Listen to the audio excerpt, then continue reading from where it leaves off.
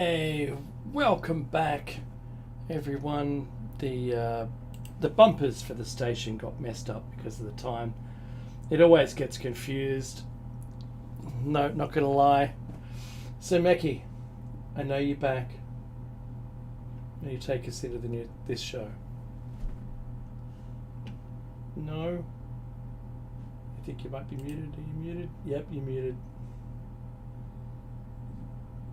Oh well. Let me just do it on my own. Where am I? You're back with David Meckie's Shiny Side Out on Revolution Radio, the #1 listener-supported talk radio on the net.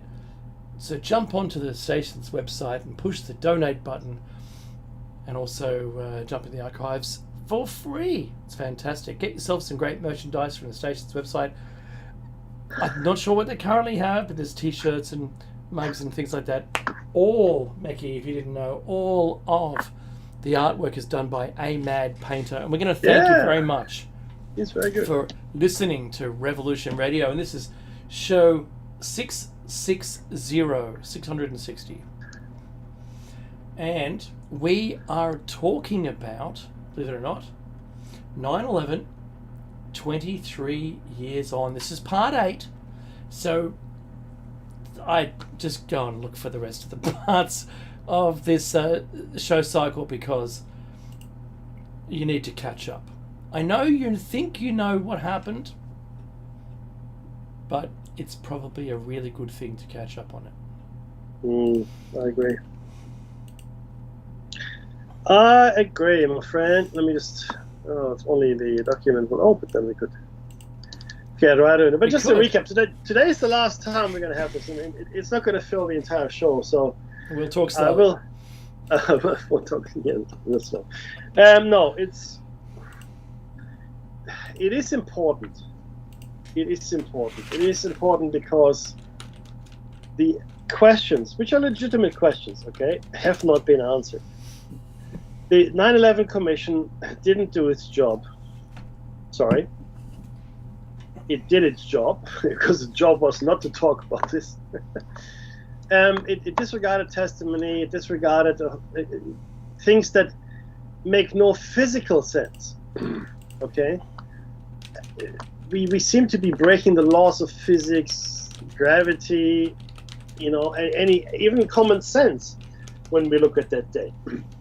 And that's just the natural laws we've broken. Think about it from the point of view of the intelligence services. Manhattan, certainly Washington, D.C., some of the most restricted and tightly controlled airspaces in the world simply because they're so densely populated or hold enormous strategic value for the United States, like, Washington, the Pentagon, the White House, etc., etc. And nonetheless, 4 planes were allowed to fly around for the better part of an hour without being challenged. That goes against every regulation. There actually, believe it or not, there are regulations that people have in the world. Okay, there really are. But no challenge, nothing. I guess there's some serendipity involved when there were some war games on with the very same kind of theme that was being played out. Hijack planes, yes. Yeah. Now, if you were planning anything, that's what you do. I mean, it's genius. But how much knowledge would you have to have? An insider knowledge, I would suspect. Oh, brother. Brother. Where do you go from here? And all the planes were directed north, so up into Canada by Northern Command, and kept away from the sea. That's the truth. Wow. That's the truth. And then, not only that, but we know now for a fact. That there was advanced warning. And when I say advanced warning, I don't mean the morning before. I mean months before. And in one case, even a year and a bit before the actual event. Okay, and then when Condoleezza Rice said, I'll never forget it. She said, we couldn't have imagined that planes would be used in that fashion. Operation Northwoods, something that the CIA came up with in the 1950s or 60s. I think 60s. where they would use American airliners in false flag attacks and blame it on the Cuban communists. Of course they knew this. Of course they knew planes could be used this way. The Twin Towers were designed specifically to withstand the impact. That's exactly right. Of an airliner like this. Why? Not because of terrorist threats, because they were so tall. Mm-hmm. They were so tall. There was a real chance that an accident could happen. In fact, that's what everybody thought when the first plane hit the tower. Oh my God, what a terrible accident! Yeah. What a dreadful. And then the second one, you go, oh, maybe it was an accident, right? And they were constructed specifically with that in mind.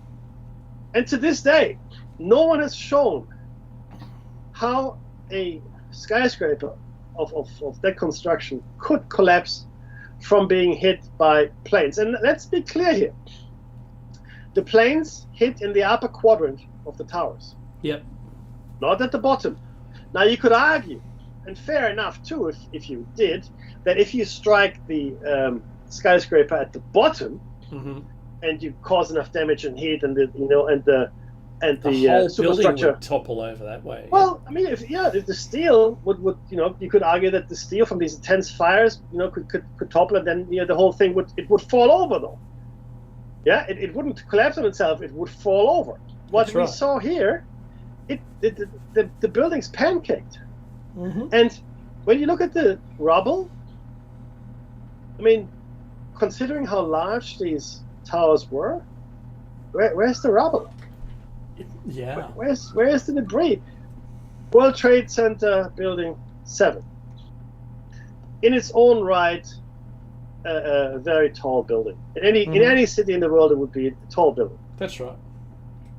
Completely fell in on its own footprint. Mm-hmm.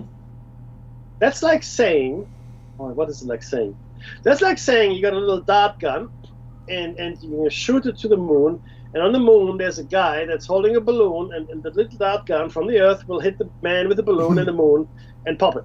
That's a shot and a half, that one. That's a shot and a half, brother. It doesn't happen. It's impossible. You can't. A building will not collapse in on its footprint because there are too many variables. Unless, and that's why we have controlled demolitions. That's what they do. Unless you fix demolition charges at the critical points to ensure that it falls in on its own footprint to minimize the damage to surrounding buildings. That's true, and knowing the agencies that were in that building, the FBI, CIA, and some others, then you've got to question whether they were in on it too. And I'm only questioning. I'm not saying they were. And the 80 steel columns that had to fail for that building to come down with its own inside its own footprint is a demolition engineer expert level, not novice, not some dudes who bought some fireworks online. Yeah, no, I'm talking shape charges, pre-cut beams, and they did an exceptional job. If that were the case, they did an exceptional job in engineering a near perfect collapse. I think it's amazing that you could do that. But it would also mean, because of the effort required in order to place those charges in the right places to affect within its own footprint collapse, is like I said, expert level. But it requires a month of planning.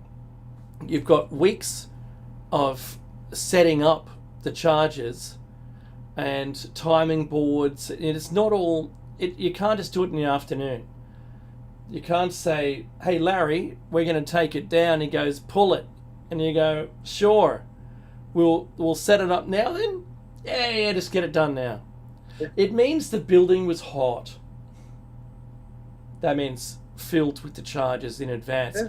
If that were the case, I don't want to get banned off the internet.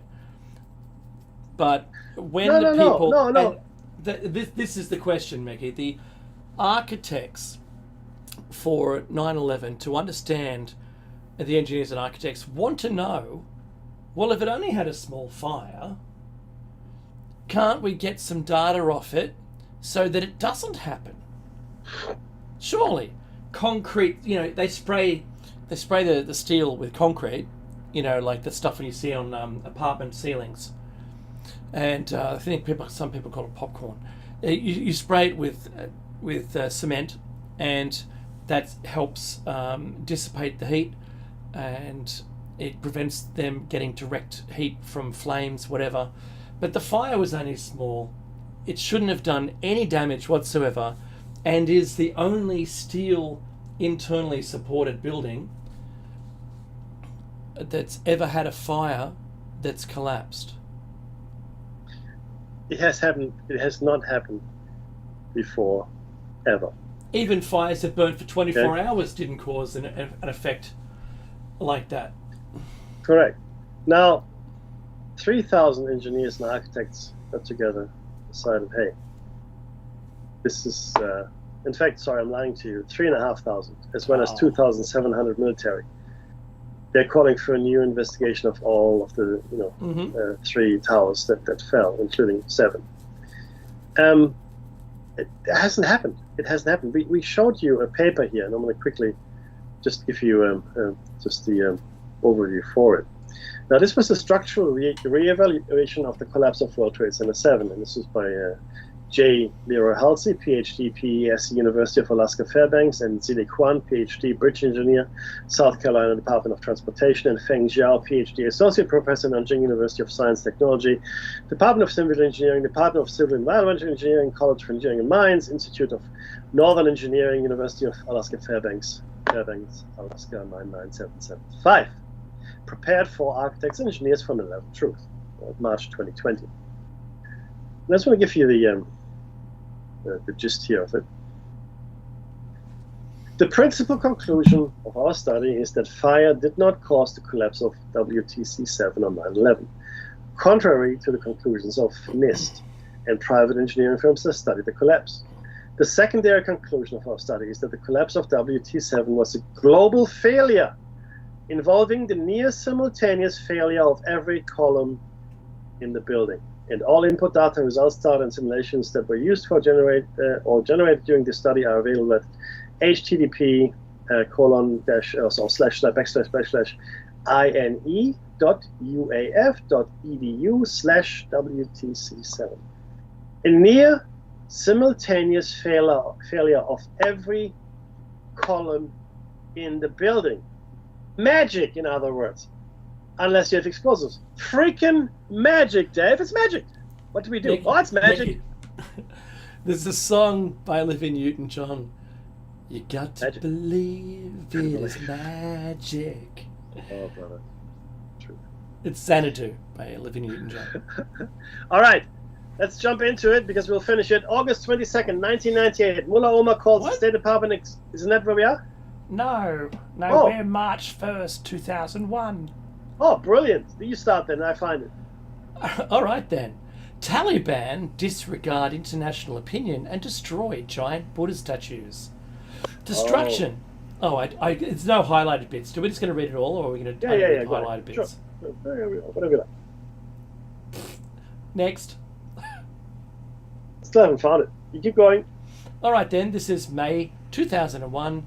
U.S. Army sees military implications for Caspian Sea oil pipelines. An article published in Military Review, which bills itself as the professional journal for the U.S. Army, states the Caspian Sea appears to be sitting on yet another sea, a sea of hydrocarbons. The presence of these oil reserves and the possibility of their export raises new strategic concerns for the United States and other Western industrial powers as oil companies build oil pipelines from the Caucasus and Central Asia to supply Japan and the West. These strategic concerns gain military implications. That's right. May 2001, Thieth, Pearl, and Wolfowitz discuss Iraq invasion. Scowcroft initially favorable. According to FBI whistleblower Sybil Edmonds, 4 months before 9/11, 4 months, FBI monitoring overhears Undersecretary of Defense Douglas Feith, Pentagon advisor Richard Perle, and Deputy Secretary of Defense Paul Wolfowitz discussing with the Turkish ambassador in Washington an arrangement whereby the US would invade Iraq and divide the country. They were negotiating what Turkey required in exchange for allowing an attack from Turkish soil taken from the American Conservative 11/1/2009. Now, bear in mind, right, the Iraqi invasion, because this was always what they really wanted. They wanted to go after Iraq. They couldn't. Immediately they went after Afghanistan, but they always wanted to go after Iraq. Go ahead. So May 16th, 2001, Vice President Cheney's energy plan foresees government helping US companies expand into new markets. Vice President Cheney's National Energy Policy Development Group releases its energy plan. The plan, titled Reliable, Affordable, and Environmentally Sound Energy for America's Future, warns that the quantity of oil imported per day will need to rise more than 50% to 16.7 million barrels by 2020. A significant disruption in world oil supplies could adversely affect our economy and our ability to promote key foreign economic policies and their objectives, regardless of the level of US dependence on oil imports. The report explains, to meet the US's rising demand for oil, the plan calls for expanded oil and gas drilling on public land and the easing of regulatory barriers to building nuclear power plants. This is the US president from 2001, Associated Press, and The Guardian. Emphasis on foreign oil. The report places substantial emphasis on oil from the Persian Gulf region. Its chapter on strengthening global alliances states, and I'm quoting, by any estimation, Middle East oil producers will remain central to world oil security. The Gulf will be a primary focus of U.S. international energy policy. U.S. President, May 16, 2001, pages 8 and 5. It continues, both prior to and after the publication of this report, Cheney and other task force officials meet with executives from Enron and other energy companies, including one meeting a month and a half before Enron declares bankruptcy in December 2001. That put a huge ointment, a fly in the ointment, massive. Two separate, but they were associating with those. It doesn't matter. That's a whole different show. Two separate lawsuits are later filed to reveal details of how the government's energy policy was formed and whether Enron or other players may have influenced it. But the courts will eventually allow the Bush administration to keep the documents secret. What? Associated Press? That's ridiculous, isn't it? 9th of December 2002. Well, you know, if you do anything that's wrong, you want to keep it secret. Let's just say that. Everything looks bad if you remember it, Marge. That's right. Beautiful quote there. May 23rd, 2001, former Unicol employee becomes Bush's special assistant to Middle East and Central Asia. Zalmay Khalilzad is appointed Special Assistant to the President and Senior Director for Gulf, Southwest Asia and other regional issues on the National Security Council. Khalilzad was an official in the Reagan and George H.W. Bush administrations. During the Clinton years, he worked for Unicol. He previously worked under Deputy Defense Secretary Paul Wolfowitz and helped him write a controversial 1992 plan for US world domination. Lasers on sharks. All right. After 9/11, he will be appointed as special envoy to Afghanistan. And then US ambassador to Afghanistan. So that comes initially from several publications, The Independent, Asia Times. It's one hand, but it's amazing, this feeding trough, the boys club, and it is a boys club. You know how they all look after each other. Dave and I always wondered, because we've dealt with a whole bunch of C-level people, and we wonder, Yes. how do they actually get employed? It's I impossible. wouldn't hire I them know. to clean my bathroom, to be honest. But there they are. June 2001. Getting closer now. Enron shuts down expensive Indian plant after Afghan pipeline fails to materialize. Enron's power plant in Dabhol, India is shut down. The failure for the $3 billion plant, Enron's largest investment, contributes to Enron's bankruptcy in December. That's coming from the New York Times, and last from the New York Times. June 27th, 2001, India and Pakistan discuss building pipeline project through Iran. Can't be good. Wall Street Journal, 2001. Mid-July 2001, FBI official John O'Neill rails against White House and Saudi obstructionism. Ooh, Saudi obstructionism. Is there such a thing? FBI counterterrorism expert John O'Neill privately discusses White House obstruction in his bin Laden investigation. O'Neill says, and I'm quoting, "The main obstacles to investigate Islamic terrorism were U.S. oil corporate interests and the role played by Saudi Arabia in it." He adds, and I'm quoting, "All the answers, everything needed to dismantle Osama bin Laden Osama bin Laden's organization can be found in Saudi Arabia." O'Neill also believes the White House is obstructing his investigation of bin Laden because they are still keeping the idea of a pipeline deal with the Taliban open. It's from the Irish Times, it's from CNN, and a whole bunch of other places. July 21st, 2001, a US official threatens possible military action against Taliban by October if pipeline is not pursued.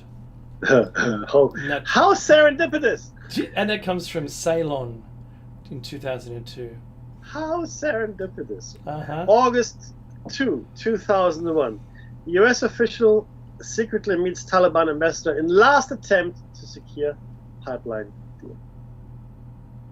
Washington Post, 2001. Yes. August 2nd to 3rd, 2001, Taliban official predicts US will invade Afghanistan by mid-October, possibly in response to major attack inside US. A senior official in the Taliban's defense ministry tells journalist Hamid Mir that the US will soon invade Afghanistan. Mir will later recall that he is told, "We believe Americans are going to invade Afghanistan and they will do this before October 15th, 2001. And justification for this would be either one of two options. Taliban got control of Afghanistan, or a big, major attack against American interests, either inside America or elsewhere in the world." Mir reports this information before 9/11, presumably in the newspaper in Pakistan that he works for. That comes from Bergen, 2006. It's actually page 287.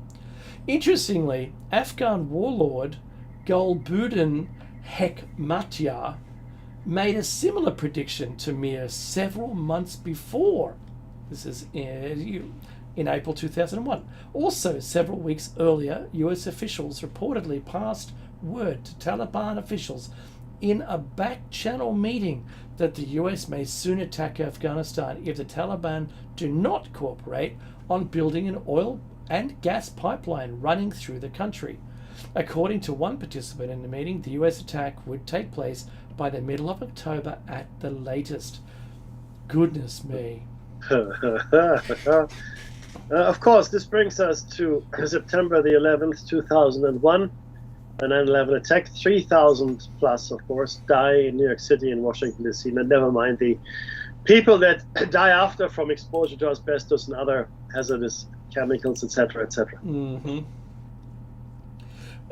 Knowing that those buildings needed to be retrofitted anyway, and a lot of work, a lot of cost, just consider that because of the asbestos.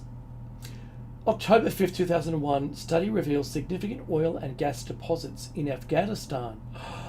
No! Contrary to popular belief, Afghanistan has significant oil and gas deposits. During the Soviets' decade-long occupation of Afghanistan, Moscow estimated Afghanistan's proven and probable natural gas reserves at around 5 trillion cubic feet, and production reached 275 million cubic feet per day in the mid-70s. Non-stop war since has prevented further exploitation. It comes from the Houston Chronicle in 2001. October 9, 2001. Afghan pipeline ideas revived. U.S. Ambassador Wendy Chamberlain meets with the Pakistani oil minister. She is briefed on the gas pipeline project from Turkmenistan across Afghanistan to Pakistan, which appears to be revived in view of recent political developments. In other words, the 9/11 attacks. That comes from the Frontier Post, October 10, 2001. We've moved on to December 2nd, 2001. Enron, there you go. Enron files for bankruptcy. Enron files for Chapter 11 bankruptcy, the biggest bankruptcy in history up to date. Then that's up the to that BBC. date. Up to that date. However, in 2002, Enron will reorganize as a pipeline company and will continue working on its controversial Darball power plant. This comes from the Houston Business Journal in 2002. Isn't it amazing? It's like we had one tell, and the next day it was reborn as telling one.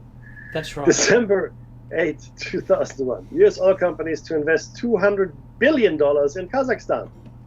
$200 billion. During a visit to Kazakhstan in Central Asia, Secretary of State Powell states that U.S. oil companies are likely to invest $200 billion in Kazakhstan alone in the next 5 to 10 years. Afghan Prime Minister Hamid Karzai and his transitional government assumed power in Afghanistan. The press reported a few weeks before that Karzai had been a paid consultant for Unicor at one time. Karzai and Unicor both denied this, as well as the deputy foreign minister for the Taliban. Now, this comes from Le Monde. It also comes from CNN and the New York Times.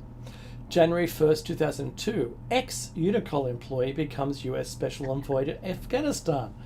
Zalmay Khalilzad, not Lizard, but already Special Assistant to the President and Senior Director for Gulf, Southwest Asia and other regional issues, and a prominent neoconservative, or neocon, is appointed by President Bush as a special envoy to Afghanistan. Now, the BBC, Independent, both reported on this. February 9, 2002. Pakistani and Afghan leaders revive Afghanistan pipeline idea.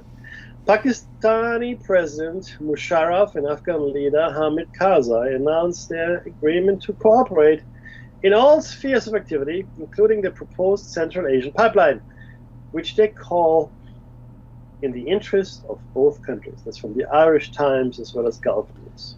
It's the Irish Times, is it? So, February 14th, 2002, US military bases line Afghan pipeline route. The Israeli newspaper Ma'ariv notes, or Ma'ariv, if one looks at the map of the big American bases created in the Afghan war, one is struck by the fact that they are completely identical to the route of the projected oil pipeline to the Indian Ocean. Chicago Tribune, 2002. Serendipity prevails. Nostradamus is alive and well. Dave, it's just nuts. We're so lucky. May 30th, 2002. Afghan, Turkmen, and Pakistani leaders sign pipeline deal. Leaders signed the pipeline agreement. And it sourced this, the Associated Press.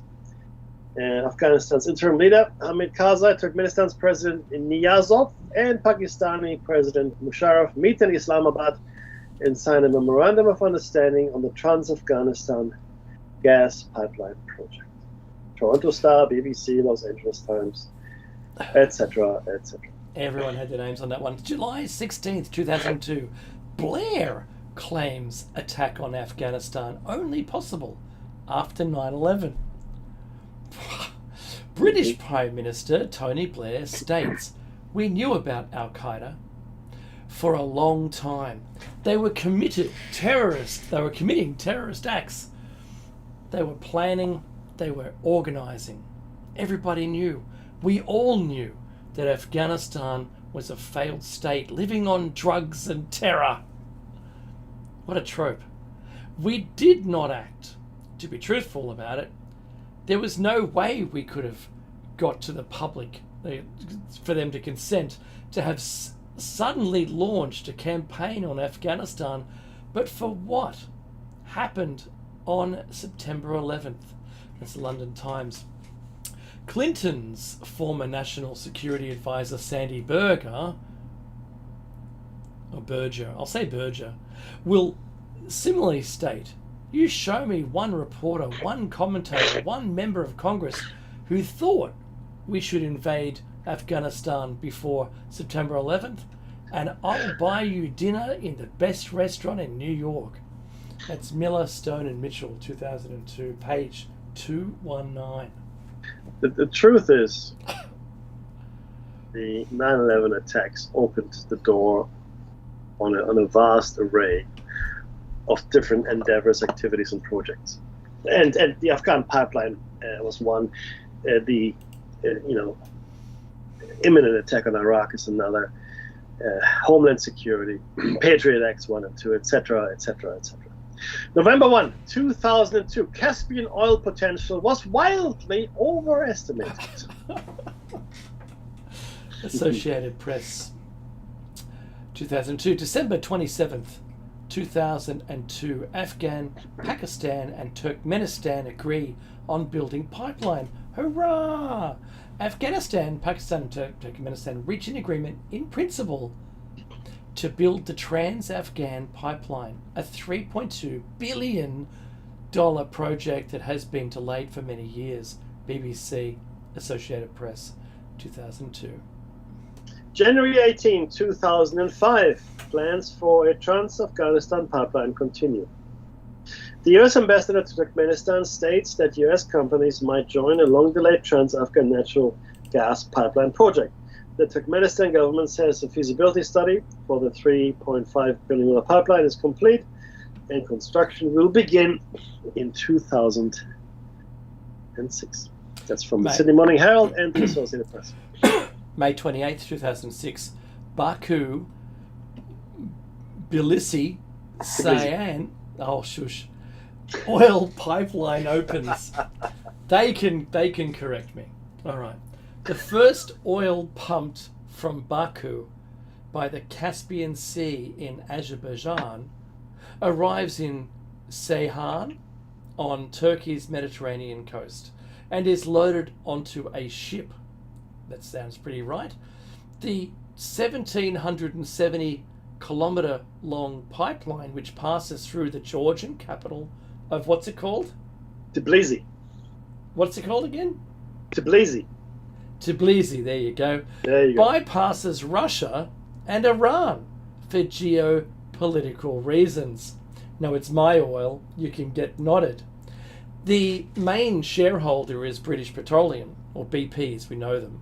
And other significant shareholders include the State Oil Company of Azerbaijan, SOCAR, Statoil of Norway, and the US company Unocal, which has an 8.9% interest and became interested in the project no later than 1998. Oh, yes. They might have been planning this for a while. I don't think so. So that comes from everywhere on the planet. The Guardian, Eurasia Daily Mail, Turkish Weekly, you name it. The next bit we have to read in total, and it's the last bit that we have here. It's called August 8, 2009, Civil Admins testifies under oath. FBI whistleblower Civil Admins testifies under oath in a deposition for the Schmidt versus Krikorian case. David Krikorian, a 2010 Democratic candidate for U.S. Representative of Ohio, had been sued by Gene Schmidt, Republicans Ohio, in response to his claim that she had accepted blood money from the Turkish lobby in exchange for opposing an Armenian genocide resolution. As part of his defense, against Schmidt's charges that he had libeled her, Krikorian subpoenaed Edmonds' testimony, as she had previously spoken and written about corruption of members of Congress by the Turkish lobby. In 2 unrelated lawsuits prior to this one, Edmonds had been blocked from testifying by former Attorney General John Ashcroft under the State's Secrets Act. In Schmidt versus Krikorian, however, Dave? The Department of Justice under Attorney General Eric Holder does not re-invoke the claim of state secrets or otherwise move to block the testimony, and does not dispatch legal counsel to raise objections during the deposition. At the deposition, Krikorian is represented by Dan Marino of Mark Geragos law firm. Schmidt is represented by Bruce Feen, and Edmonds has retained Stephen M. Cohn of the National Whistleblower Center. Cohn says he has asked Sybil Edmonds to limit her responses only to the information that she believes to be publicly available or she has learned from sources outside of her employment. Marino begins his examination of Edmonds by asking basic questions about her background and work with the FBI, then works through a lengthy series of questions based on public statements Edmonds has made regarding events she witnessed. Much of this information has previously been reported, but for the first time, Edmonds is swearing to it under oath.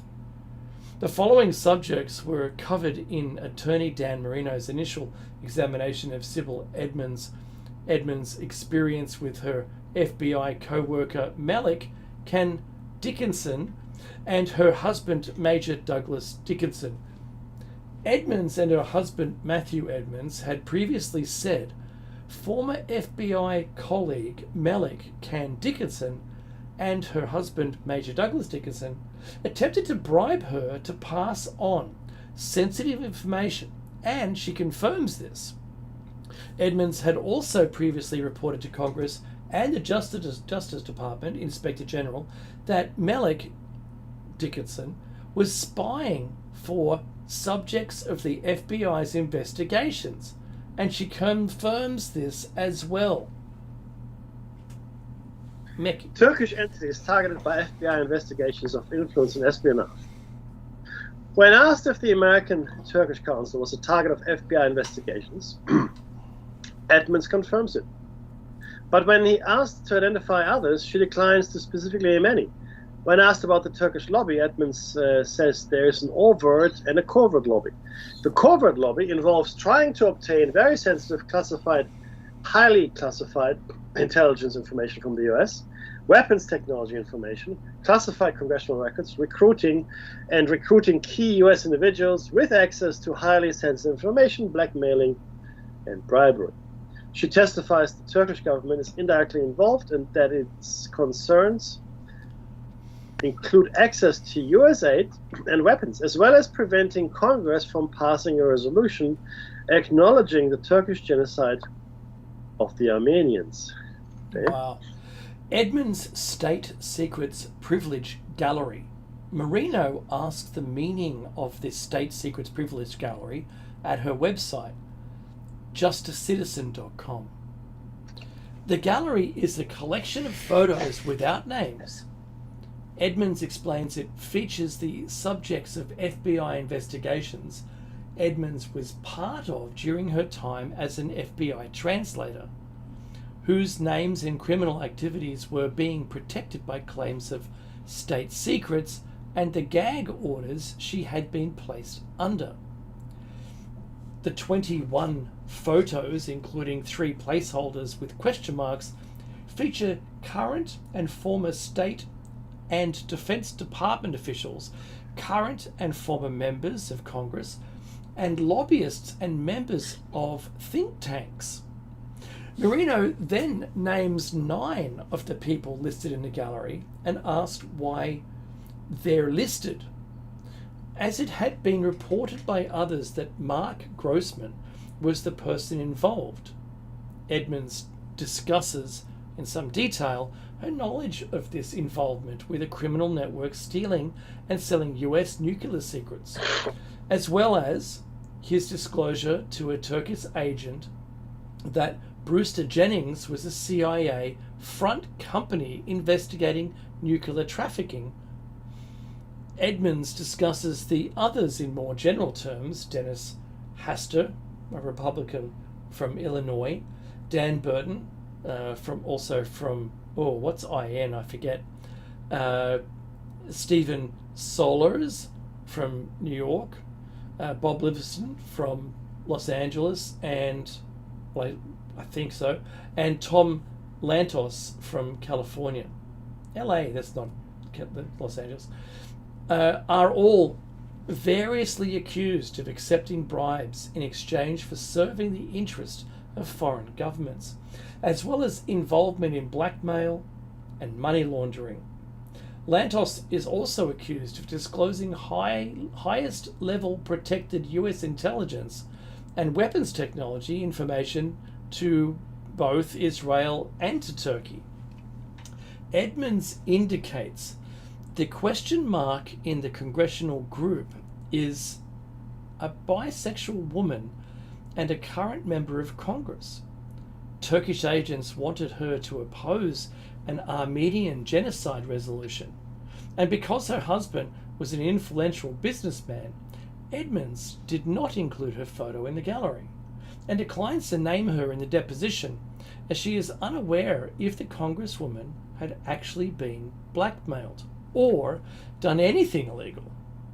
However, in an interview published in the November 2008 American Conservative, Edmonds names her as Jan Schakowsky, a Democrat from Illinois.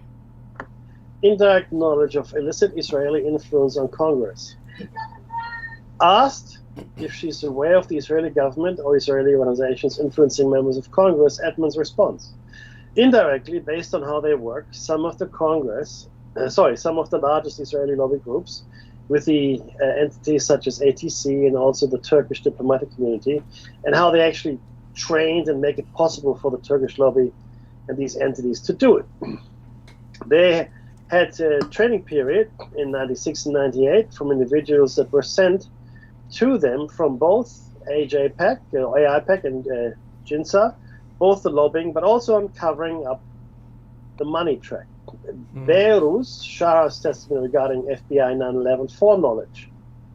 Marino asks, and this is interesting, everybody, Marino asks Edmonds about an entry on her Wikipedia page that said, Edmonds claims that the FBI received information in April of 2001 from a reliable Iranian intelligence asset that Osama bin Laden was planning attacks on 4 to 5 cities with planes.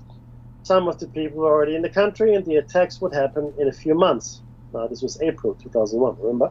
Edmonds clarifies that she knew of this incident from FBI translator Behruz Sasha, and her role was that she facilitated Mr. Shah's meeting with 9/11 Commission and also with the Glenn Fine Department of Justice Inspector General's office, and put him in touch with the members of media. Dave? How blackmail operations are conducted by Turkish operatives. Sybil Edmonds explains how blackmail operations were conducted by Turkish agents. Everyone was taught in FBI counterintelligence that the target, US persons, whether they are in Congress or executive branch or whatever, first go by foreign entities to what they refer to as a hooking period. And it was very common. It's a very common way of trying to find vulnerability. And that is sexual, financial, and other kinds of greeds. And it was being done a lot. And in some cases, certain people from Pentagon would send a list of individuals with access to sensitive data, whether weapons technology or nuclear technology. And this information would include all their sexual preference, how much they owed on their homes, if they had gambling issues, and the State Department, high-level State Department person, would provide it to these foreign operatives. And those foreign operatives then would go and hook those Pentagon people, whether they were RAND or some other Air Force base. And then the hooking period would take some times. Sometimes it takes months, sometimes 1 year. They would ask for a small favor, but eventually, after they received or reviewed the targets, they would then go blackmail, and that person would give them everything. Nuclear-related information, weapons-related information. It always worked for them. So it was not always money. The historical reality in Turkish denial of the Armenian genocide, Edmonds acknowledges the Ottoman genocide of Armenians is a historical fact. She also notes that in Turkish society, acknowledgement of the genocide is not permitted, and there are active efforts to suppress and dispute information and views related to it. The revolving door between US government and the Turkish lobby asked if she was aware that members of Congress have left office and become lobbyists for Turkey. Edmonds affirms her knowledge of Hastert, Solars, and Livingston having done so. She also adds, but then there are people who work for these lobbying firms who are not the top, but they have received their share while they were working, whether they are in Pentagon.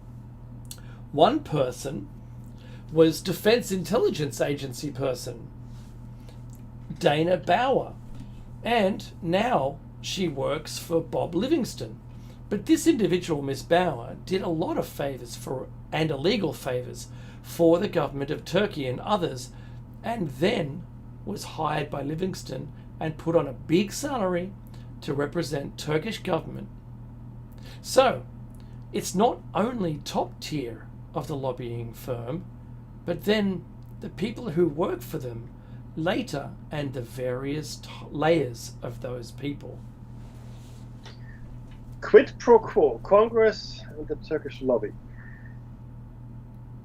Attorney Marino solicits Edmonds' understanding of Congress, lobbyists, and quid pro quo with a hypothetical example that he deems particularly relevant to our case, saying, you have a hypothetical congresswoman from state X. Her district has no Turkish population to speak of or Armenian population to speak of. She is the largest recipient of Turkish PAC money in the 2008 election cycle. All right.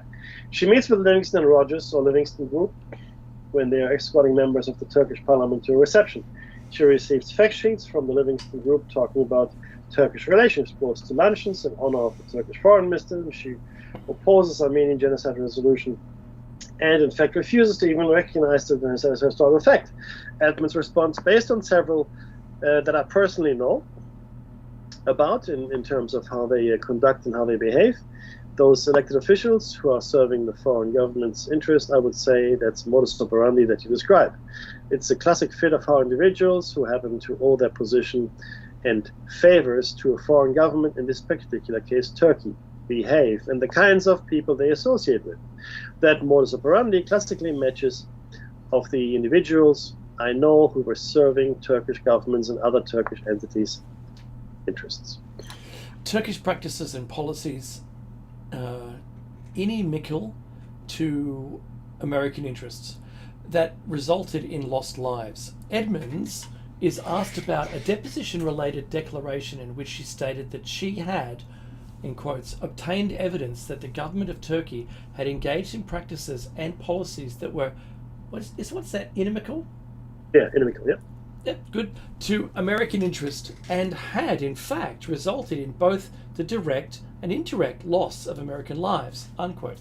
As examples, Edmonds refers to the setting up of madrasas in order to radicalize Muslims to be mujahideen, yep, and use them as proxies in conflicts and terrorism, trafficking in heroin, illegally obtaining and selling US military weapons and technology, including nuclear secrets, as well as other top secret information, including foreign policy secrets and the exposure of Brewster Jennings as a CIA front company investigating nuclear trafficking. And finally, Fethullah Gulen, US-protected madrasa financier. When asked who Fethullah Gulen, spelled Fethullah Gulen in the transcript, is, Edmonds said that his network controlled around $25 billion and had set up 30 madrasas in Central Asia. She says he fled Turkey when Turkish authorities linked him to plans to overthrow the secular Turkish government, and he was permitted to enter and remain in the US without a visa. Edmonds states that he is establishing madrasas in the US that are allegedly moderate but are in fact radicalizing Muslims, and that Gulen is being protected by US authorities because US entities consider his network useful for waging proxy wars over Central Asian energy resources. As an analogy, Edmonds says the Cold War is not over. After Marino's examination, Bruce Fain cross-examines Edmonds, then Marino re-examines, and Fain cross-examines again. The entire deposition lasts about 4.5 hours. Now, why did we share this with you? One, it unequivocally states that the US had foreknowledge of the attacks. And secondly, it shows just how much undue influence foreign governments actually wield over the US, to the point of, obtaining secrets. I mean, honestly, not that I'm surprised, but to have it spelled out like this and testified under oath is a whole different thing. Yeah. And, I mean, yeah, you can say it's not true. Good luck to you. It's your right to completely ignore the facts, but ultimately, it's what's happening, and it becomes clear, I think, because people have this I think, romantic notion of how government works, and nothing could be further from the truth. And it's all above board, and they don't want to harm anyone. Yeah, that's just not the case. And they, do you know what I saw?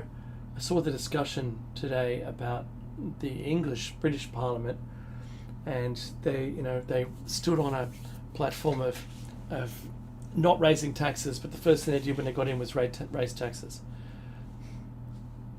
And well, you misrepresented yourself. Mm-hmm. But we didn't know all the data then. Yeah. Right. Yeah, sure, but you still got access because it's the same Westminster system. You have access to the Treasury reports, so you should have known, but you just lied. Now, the question here, Mackie, from reading everything we've just put forward, it's disappointing. It's endlessly disappointing that this is the state of governance of countries that we believe to be fair, free, and that we live in, and all we want to do is be happy in them, and this is what goes on. And they pass the hot potato between each other until someone's found guilty of doing something, and then they go, "Oh no one does that. It's only that person." Yeah. Oh, just bad apple. Bad apple. One bad apple. That's right. But everything else completely above board, except for that bad apple. Oh man, I don't like apples anymore. I've got off apples. Yeah, it's like no more apples. No. We are.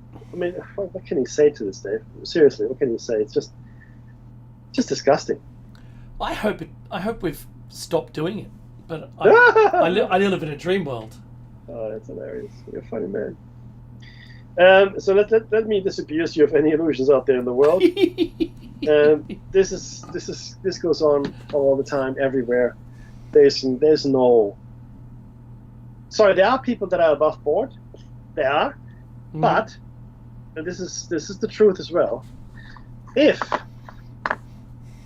their honesty, their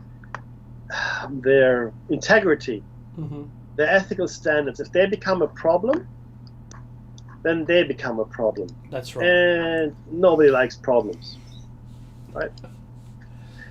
So they kind of disappear. Bye-bye. Well, let's hope it never happens again. Mackie, this is the end of our 9/11 23 years on. Next week we'll have another topic, and we hope you've enjoyed the show. We'll see you for Tuesday and Thursday morning, 7 a.m. Eastern Time for Plato's Cave, and then again next week for another Shiny Side Out. But what do we ask everyone to do? Be safe! There you go. And thanks, Mr. Rowe, for keeping the bumpers going there.